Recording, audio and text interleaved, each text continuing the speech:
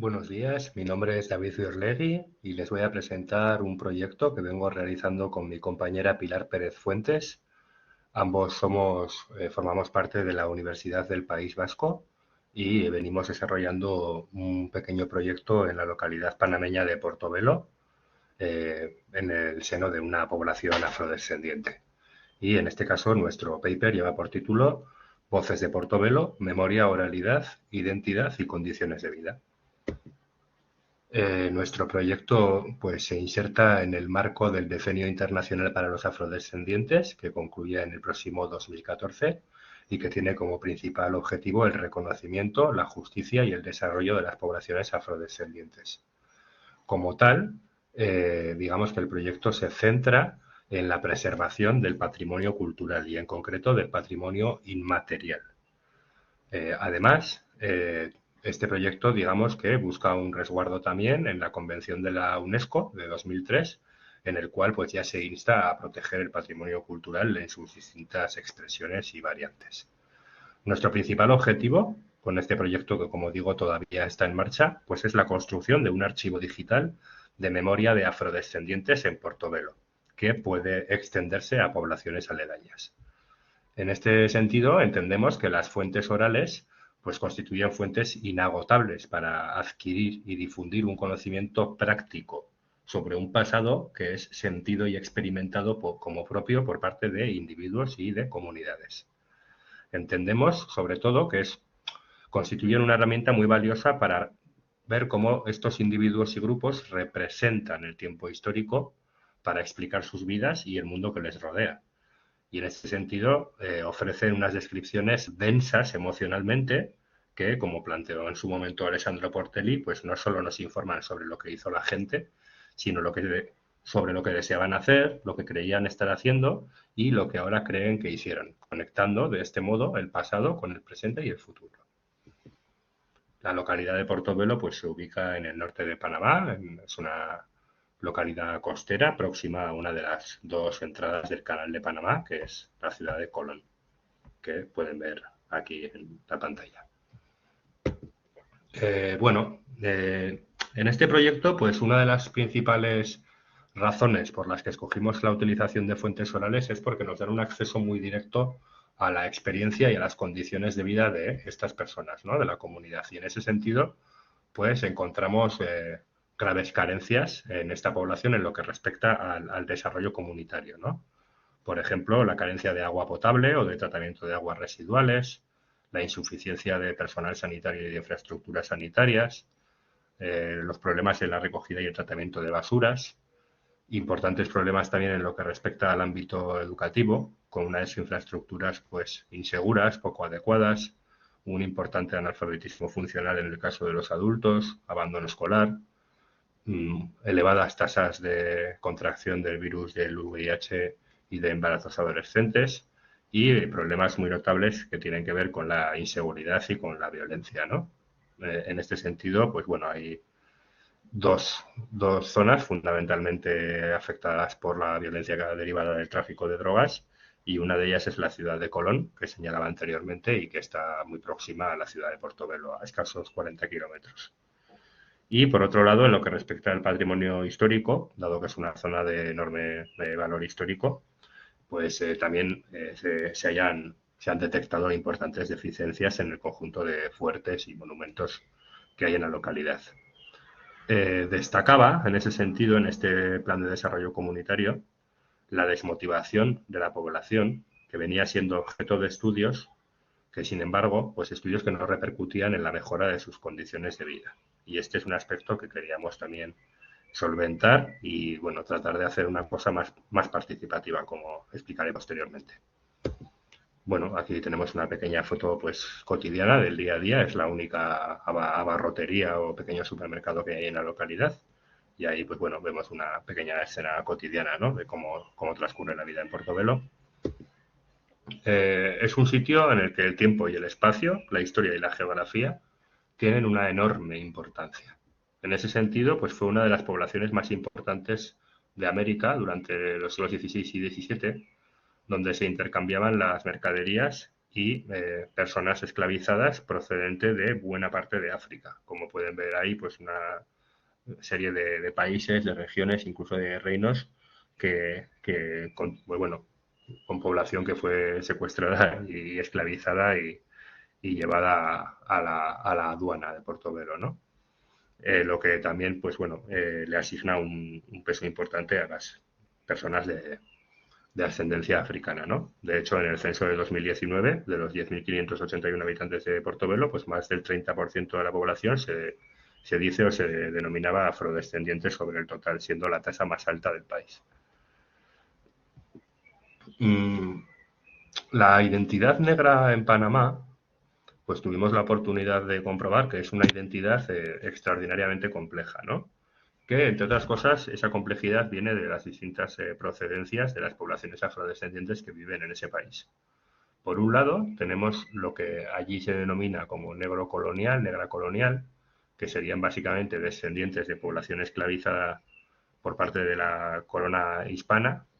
Y bueno, se han percibido con mestizos nacionales. ¿Qué quiere decir esto? Que es una minoría, pero que tiene una fuerte identidad nacional panameña. Y en este caso, pues bueno, profesan la religión católica fundamentalmente y hablan en lengua española.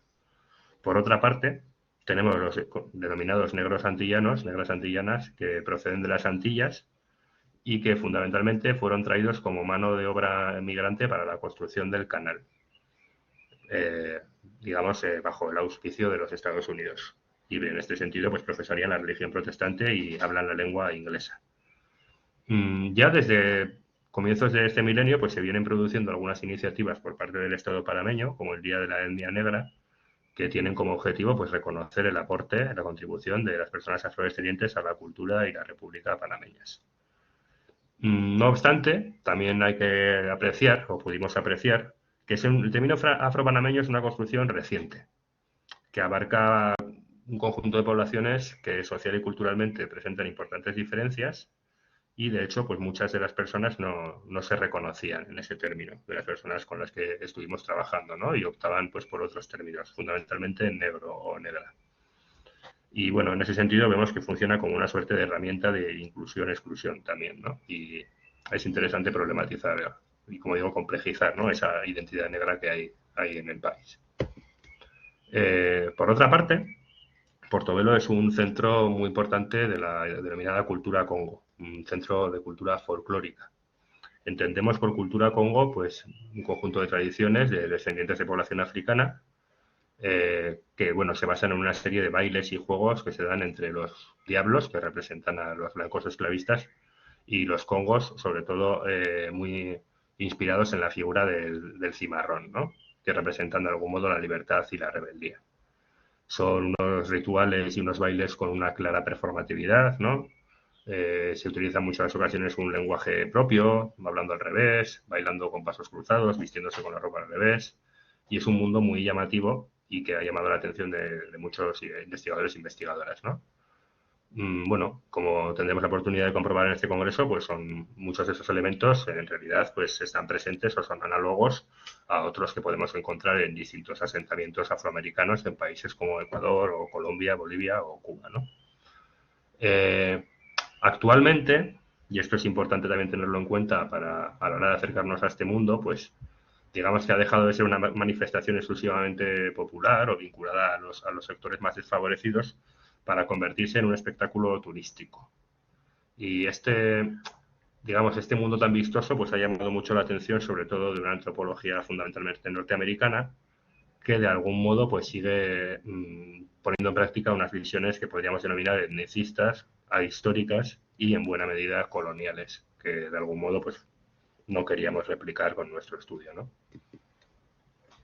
Bueno, digamos, tratando de alejarnos de ese enfoque colonial, optamos por un formato de historias de vida a mujeres y hombres de Portobelo. ¿Por qué? Porque de algún modo, pues bueno, nos permitía centrarnos en esa persona, en el carácter vivo y cambiante de sus historias y de su memoria, y nos permitía rehuir aquellos aspectos que podríamos llamar pues exóticos o folclorizantes y que de algún modo pues constituían una suerte de prisión, ¿no? Histórica, como digo, de esas personas, ¿no? Y para nosotros, pues se trataba de dejar claro que no nos interesaba tanto esa visión folclórica, y que nos interesaba, pues, trabajar con sus vidas, con sus recuerdos y con sus historias. Esto es un enfoque diferente que buscara la participación de la comunidad portobeleña y tratará de contribuir a su empoderamiento y dignificación. Y sobre todo, pues amplificando esas voces que están ahí, pero que sin embargo no son escuchadas, y aprendiendo a recibir esas voces y a escucharlas en sus propios términos, haciendo valer en este sentido pues el derecho que existe a cualquier sujeto a contar su propia historia en los términos que considere adecuados. Y elegimos en ese sentido pues una modalidad que podemos decir inusual, ¿no?, de investigación histórico-antropológica, que básicamente constaba de eliminar las hipótesis de partida para no ir ahí con a prioris ni con prejuicios, digamos, y con acumular una gran cantidad de relatos a través del trabajo de campo y de evidencias para poder detectar qué es lo que era importante para esta comunidad. ¿Mm? Y en ese sentido, pues tratábamos de conseguir un registro intersubjetivo que surgía de una conversación y de una confianza compartida que nos permitía pues analizar cómo un hombre o una mujer contempla su vida en su conjunto, o una parte de la misma, ¿no? Cómo la ordenan, qué omiten, y todas esas cuestiones que son importantes para comprender de verdad pues lo que a uno le están contando, ¿no? Y el producto final pues es un artefacto complejo, una entrevista de carácter autobiográfico. Y en esta primera fase, que ya hemos podido realizar, pues hemos realizado 24 entrevistas con personas mayores de 60 años. Dimos prioridad a las personas de una cierta edad porque entendemos que la memoria pues es efímera, ¿no?, y frágil, y en ese sentido pues había que priorizar la recogida de memorias de personas de una edad avanzada, dado que pues el fin de su vida se aproxima, y de hecho pues 3 de las personas que entrevistamos ya han fallecido, ¿no? Aquí tenemos algunas de las personas que pudimos entrevistar, algunas pequeñas fotografías que tomamos a la par que se realizó la entrevista. Y bueno, nuestra metodología, como venía anticipando, es compartida. O sea, entiende que la historia oral es un proceso colaborativo en el que tienen que participar distintas subjetividades y en el que hay que extremar el cuidado para no irrumpir, digamos, para toda esa violencia simbólica, ¿no?, contenida en el entrar en la vida de alguien, ¿no? Y bueno, creemos, además, y hemos tenido la oportunidad de comprobar que este componente transformador, que podríamos decir, de la historia oral, es muy relevante, porque digamos que estas personas cobran mayor conciencia, podríamos decir, de su peso a la hora de transmitir el pasado, ¿no? Y cómo conecta de alguna manera con procesos que ya están teniendo lugar en ese contexto, y trata de implementar un cambio siempre desde un fomento de la participación social y de empoderamiento de individuos y de comunidades. Y en ese sentido, pues es importante destacar que no hemos realizado una aproximación, digamos, experta ni situada a esta realidad, sino una aproximación dialógica que ha surgido de una vivencia muy intensa y profundamente intersubjetiva con estas personas, en las cuales pues hemos podido compartir su día a día, su cotidianidad, su profunda religiosidad, etcétera. Y bueno, pues desarrollando unas relaciones de confianza y horizontalidad, y que nos permitieran también reflexionar y poner encima de la mesa pues qué es lo que estábamos trabajando, si a la gente le gustaba o no, y sobre todo pues tratando de no ser extractivos ni coloniales, ¿no? Bueno, también era importante, entendíamos, pues contactar con personas que estuvieran ya organizadas previamente para poder pues fortalecer esas organizaciones, ¿no? Y tuvimos la oportunidad, sobre todo, de trabar unas relaciones importantes con varias mujeres de la propia comunidad que pasaron a convertirse en asistentes de la investigación. Pues bueno, eran unas mujeres bien consideradas dentro de la comunidad portobeleña y que nos permitían de algún modo acceder a esa comunidad, conocer gente, pues bueno, soluciones, ¿no?, a problemas que se pueden ir dando, o incluso pues palabras o lugares que desconocíamos, ¿no?, por el hecho de no ser portobeleños. Y también ofrecimos un curso de capacitación a personas de la comunidad que impartí yo mismo, en el cual pues bueno, les enseñábamos básicamente qué habíamos ido a hacer ahí, cómo funciona la historia oral, y bueno, les ofrecíamos también la oportunidad de participar y de poder realizar sus propias entrevistas. Bueno, simplemente por anticipar algunos resultados que no me va a dar tiempo, pero que luego podemos extendernos en el turno de preguntas, pues bueno, sí que vimos, por ejemplo, desde el punto de vista del género, ¿no? Pues bueno, unas diferencias en lo que respecta a las mujeres y los hombres entrevistados, ¿no? Las mujeres eran un grupo más cohesionado, que de algún modo se autorresponsabilizaba de transmitir esa tradición. Alguna de ellas, por ejemplo, empleaba el término mamaguarda, ¿no? Y que tenían un importante poder de interlocución con la comunidad y con los poderes públicos, ya sea alcaldía, iglesia, etc. Mientras que los hombres entrevistados pues estaban bastante vinculados al sector primario, la pesca sobre todo, y iban y venían de la comunidad, tenían una presencia más intermitente, ¿no? Las mujeres, como digo, en sus historias de vida, pues se aprecia mucho esa idea de que sostienen la comunidad y la vida, prácticamente. Ellas se perciben fuertes y se perciben insertas en un orden de género que es desigual, pero que de algún modo, pues bueno, ellas también asumen que esa desigualdad forma parte de las cosas, ¿no? Y frente a este arquetipo que podríamos decir de feminidad disciplinada y sostenedora, pues el arquetipo de masculinidad venía a definirse más por valores asociados al cimarronaje, como pueden ser la movilidad, la autonomía, la autosuficiencia y la libertad. En el caso de esta comunidad, pues creo que podemos hablar de una comunidad mnemónica y afectiva, en la que no solo recuerda al individuo, de hecho, las trayectorias individuales en sí mismas no tienen sentido, es un sujeto fuertemente comunitario, que tiene elementos así destacados, podríamos decir, tanto el dolor como la celebración de su propia existencia, ¿no? Y como digo, pues bueno, hay una suerte de diferencialidad a la hora de aproximarse al pasado en hombres y mujeres. De los hombres, la masculinidad, tuvimos la oportunidad de comprobar que se veía como más asediada por una crisis permanente. Había sufrido un mayor impacto del paso del tiempo y estaba como más desorientada. Mientras que las mujeres aparecían, digamos, como más resilientes en sus relatos, con una mayor habilidad para gestionar el paso del tiempo. Bueno, hemos detectado también, digamos, que dos temporalidades que prevalecen, ¿no? En esos relatos dominantes, ¿no? Una de ellas, pues vinculada a la diáspora africana y al trauma de la esclavitud, ¿no? Estaríamos hablando de una memoria transmitida intergeneracionalmente, oralmente, y muy vívida, muy intensa, vinculada a la presencia de intensas emociones.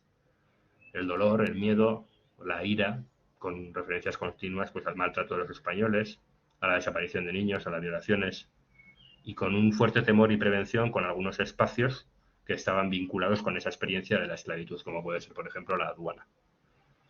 Y por otra parte también hay unas emociones generizadas que podríamos decir que surgían constantemente cuando aparecía el recuerdo de la esclavitud, en las mujeres la necesidad de autodefensa y de sus hijos y el miedo frente a los esclavistas, y en los hombres la rebeldía y una clara identificación con la figura del cimarrón, o asimilado con el Congo también en su cultura. Como decimos, esa memoria es una memoria encarnada, material, que con toda una serie de relatos que se refieren a lugares que están ahí en el centro del pueblo, ¿no? Como puede ser la aduana, que es un espacio absolutamente central, que emite memoria y que no puede ignorarse, dado que cientos de miles de personas pasaron por ahí, algunas ya muertas, bajadas de los barcos y otras en condiciones pues deplorables. Y también pues constituye, como digo, al ser tan céntrico, pues constituye un espacio de socialización en el que se juntan las personas, ¿no? Y la gente pues juega al fútbol o hacen todo tipo de cosas, ¿no? Y luego también tenemos la iglesia en la que está el Cristo Negro, el Nazareno, que viene a ser una suerte de reliquia protectora, y lo digo en sentido benjaminiano, a la que se le atribuyen pues todo tipo de propiedades mágicas, curativas, etcétera, ¿no? Y a la cual la gente pues acude para pedirle cosas pues desde muy lejos, ¿no? Y es también un objeto que condensa esa memoria que tiene que ver con la experiencia y el trauma de la esclavitud. Aquí tenemos la aduana, simplemente para que se vea la centralidad que ocupa. Y aquí tenemos al Cristo Negro, que me refería, ¿no?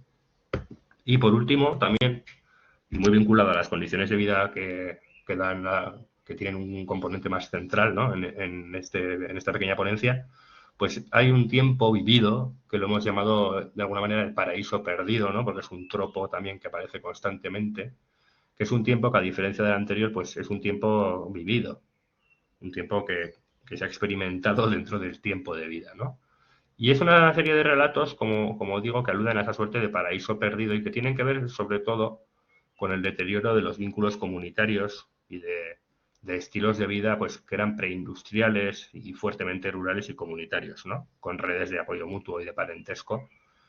Y de algún modo había palabras como civilización o progreso, que es curioso porque todavía arrastraban ese significado de algún modo pues muy vinculado a la pérdida y al deterioro del paisaje y de la comunidad, ¿no?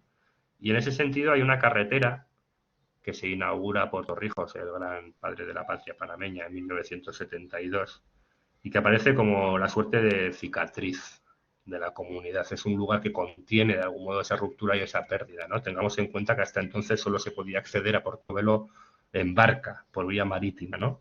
Y esa carretera, pues curiosamente, pues hace que las mercancías ya no se paren en Portobelo y sin embargo sí que hace que llegue pues otro montón de cosas que no había antes, que era el tema de, pues todo el tema de la violencia y del narcotráfico, ¿no?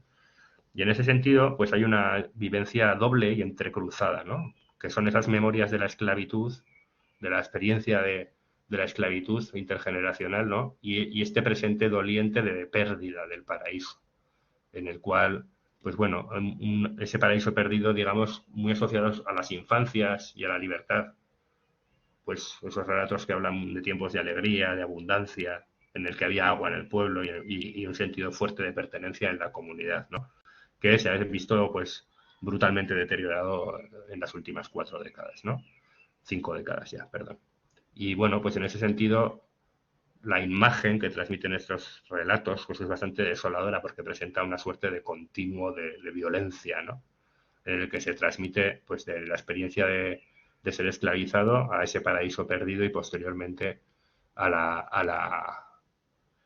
dominio de la violencia derivada del narcotráfico en el presente, ¿no? Con esta fotografía que podemos ver, por ejemplo, de estos militares embozados y armados fuertemente recorriendo los muros de los fuertes, ¿no? Y vigilando a la comunidad. Y bueno, pues estamos, como digo, en una fase preliminar todavía del proceso. Esperamos que poder seguir pronto con ello porque se tuvo que ver interrumpido por el COVID. Y sin más, pues quería despedirme, no sin antes agradecer a la organización y en concreto a doña Zuleika que haya aceptado nuestro paper y que nos haya permitido participar en este encuentro tan interesante. Un saludo.